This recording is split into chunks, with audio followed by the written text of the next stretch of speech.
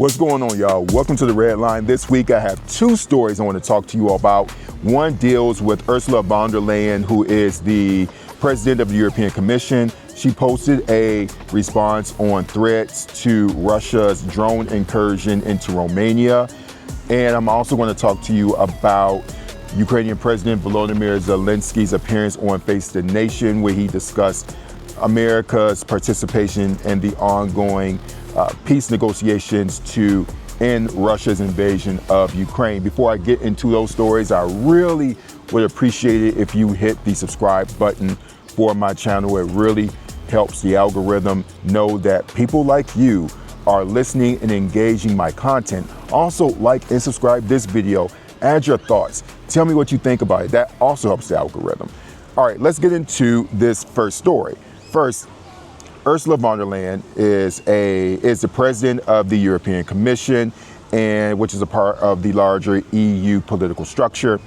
And she was responding to the drone attack that recently took place against Ukraine, in which some of those drones that targeted Ukraine actually entered NATO airspace, specifically Romania. It hit a residential building in a Romanian town that left people injured. Here is what she had to say about this. Russia's war of aggression has crossed yet another line. A Russian drone incursion struck a densely populated area in Romania, injuring civilians on EU territory.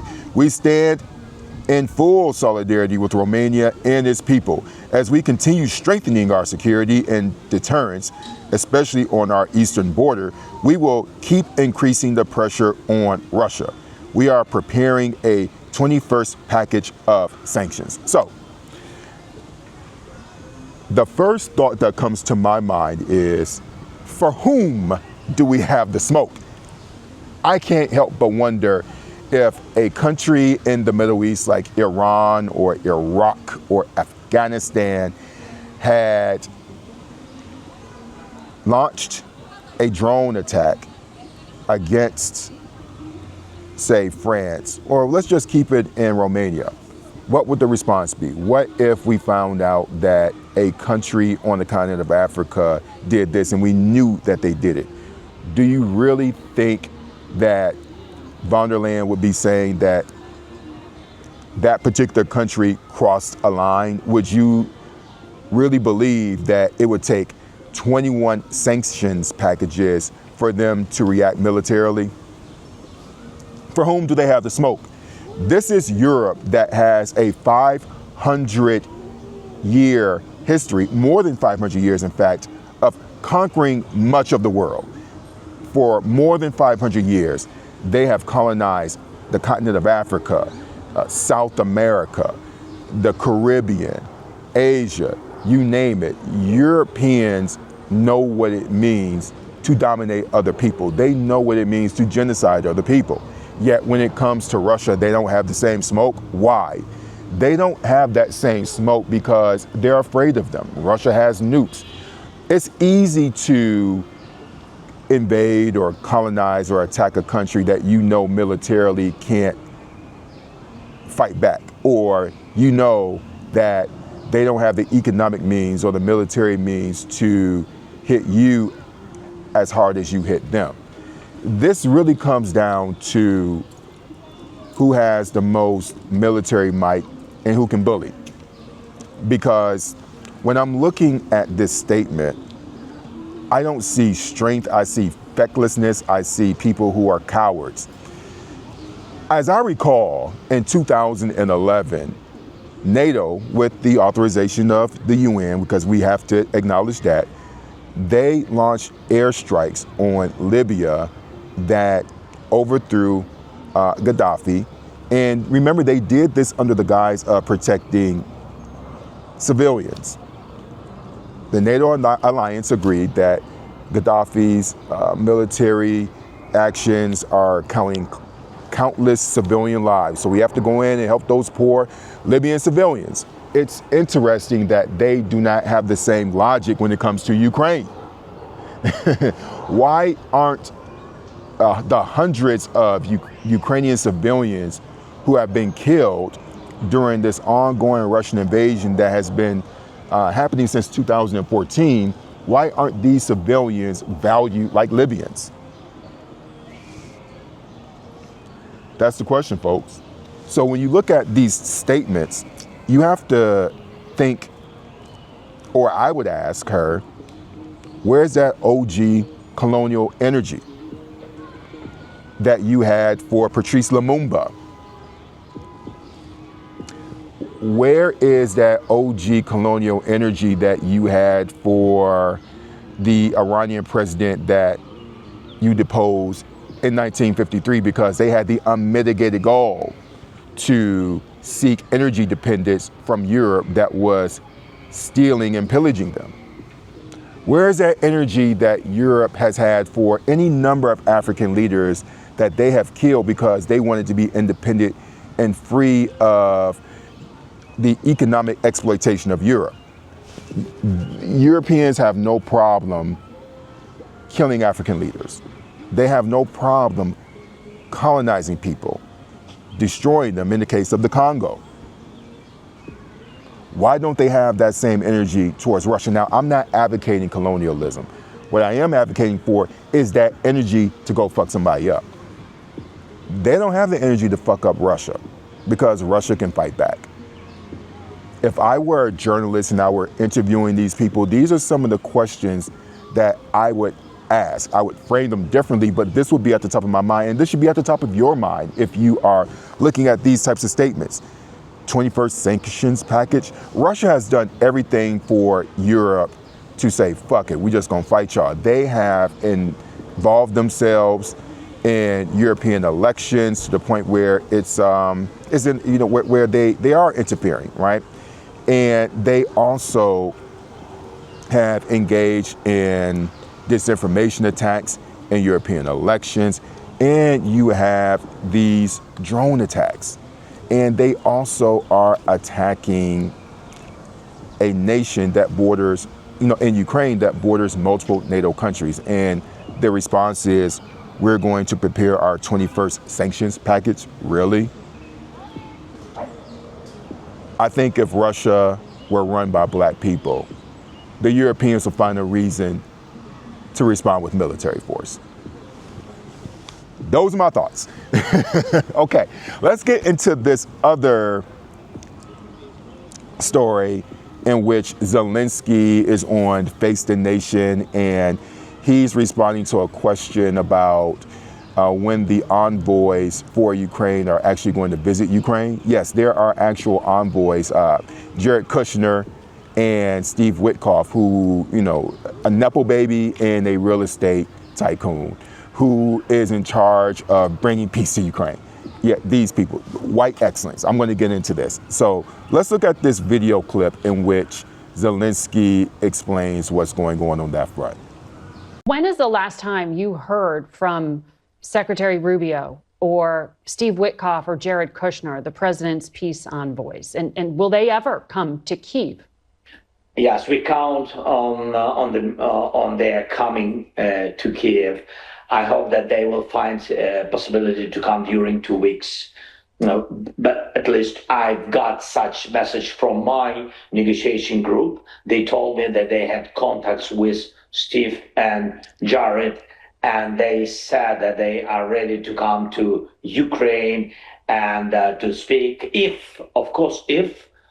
Always if, Margaret, and today if it meant Middle East. Yeah. So I don't know what will be in the Middle East, how you close to negotiations, positive one, again, hope so. So I don't know it, but I think that we need to see American negotiation group in Ukraine. They've never been here. I think it's important, not all, also for us. Okay, so if you just look at Zelenskyy stuttering through this, by the way, the man speaks really good English. He's stuttering through this because he's trying to figure out what to say without hurting Donald Trump's ego. What he's really thinking is, I really don't know when these dumb motherfuckers are going to come. I really hate them. I really don't think that they are competent, but I got to deal with these motherfuckers anyway. And even though Marco Rubio brought his feckless, cowardly ass to Sweden and told everyone that the United States is taking a back step, I have to project that I believe in this dumb fuck Donald Trump, that he's actually going to do something. just so I could stay in his good graces and those of the administration. So he didn't say anything because, for one, Marco Rubio said that the United States is taking a back seat because they feel like these negotiations are not productive. And what Rubio meant was that we are only going to come in when it's easy for us. If Ukraine gives up everything and does everything that Russia says, then we can come in and say we brought peace, even though Ukraine ceding its land to Russia, doing everything that Russia says, does not require any type of negotiation team from the United States. It just relies on Ukraine saying, hey, Russia, we will be your colony. That's really all it takes. The United States doesn't need to participate in that, but I digress. So when you look at Zelensky stutter through this interview, you really have to think about the incompetence that the United States is operating on a domestic scale and an international scale. And so you don't have experienced diplomats who are engaging this very complex issue. You have a Nepo baby in Jared Kushner who has no experience doing anything but being connected to a wealthy family. By the way, his father went to prison and is a felon, by the way. So keep that in mind. And then you also have Steve Witkoff, who is a real estate tycoon who really doesn't know how to do anything other than sell property. You don't have people who have years of experience, who are diplomats, and you don't have anyone who has any military experience, no one who has any theoretical frameworks about how to think about the world. You just have loyalists to Donald Trump.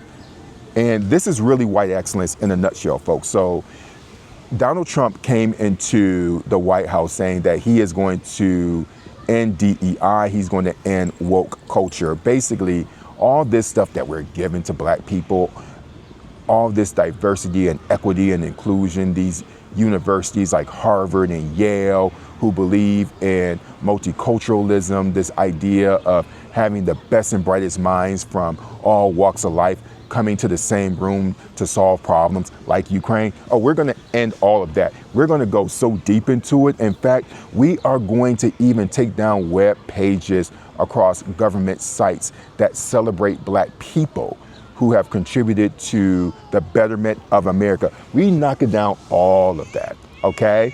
And so that is what is leading to these highly incompetent people in the room dealing with serious issues that they are completely incapable of addressing because they're extremely incompetent.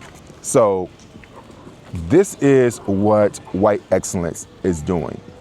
Racism and white excellence is literally hurting Ukraine. Ukraine is a victim of American racism because when you take away the best and brightest minds, when you're so racist that you want to get rid of everyone who isn't white and replace them with everyone who is, you get these two idiots. And then you have Volodymyr Zelenskyy on national television on one of the most important news programs in the United States, stuttering because he's trying to find the words to say that I wish that I didn't have to deal with these idiots, but I have to play nice so that they won't think that I'm not grateful or that I will piss them off even more to where they will alienate me to where I won't have anyone in Washington to talk to because Washington has already ended direct arms aid to Ukraine. The United States does not engage Ukraine in any meaningful way.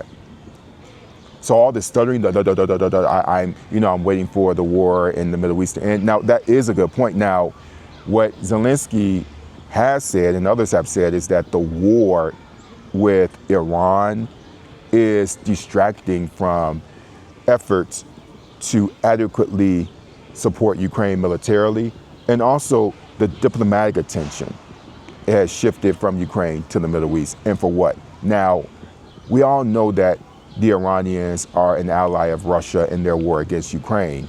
And so there's no love in Ukraine lost for what's going on there, but damn, the Ukrainians are emotionally intelligent enough to understand that it's not in their interest for the United States to be waging a war with Iran, not this one.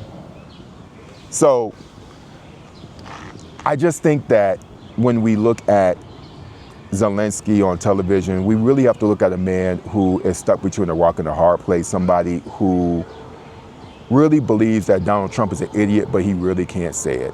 And so all of that word salad that they were giving, saying that, hey, these envoys, we want them to come to Ukraine. And by the way, think about this.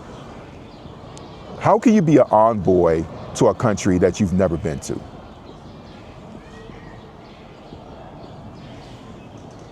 This isn't North Korea, where it's just an extreme high risk, or a place where it's just complete chaos. Plenty of people have come and gone to Ukraine. I am in New York right now, but I've gone to Ukraine plenty of times. I live in Ukraine much of the year.